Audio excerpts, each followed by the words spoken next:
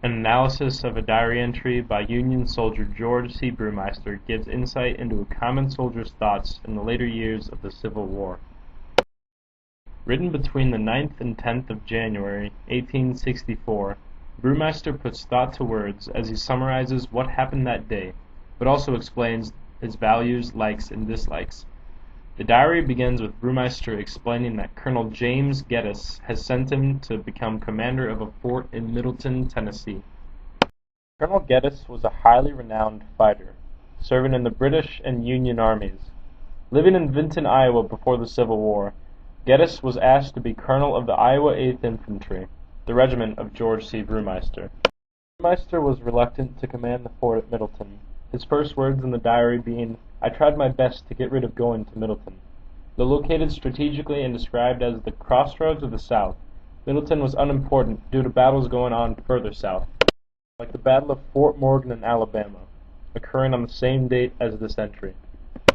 Bruemeister writes, Maryland, Missouri, and Tennessee are nearly free from rebels, so to command the fort wasn't that high of an honor, as it would see no military threat.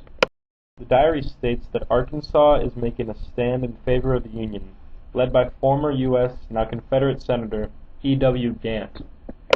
Described in Bruemeister's words as a very influential man, Gant, who was at the head of a Reconstruction treaty, favored a return to the Union even if slavery was abolished.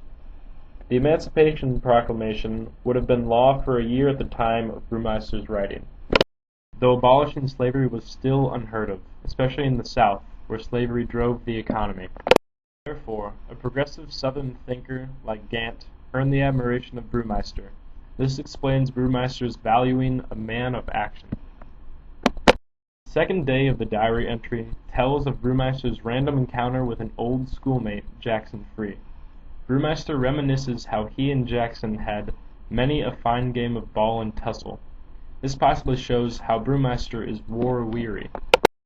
There is hardly any mention of his military experiences, the only one being going to command the fort at Middleton, and he is reluctant to even do this.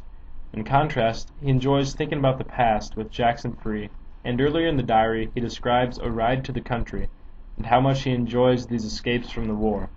This can lead to the assumption that Bruemeister is tired of the war, and wants it to end so he can go back to the past.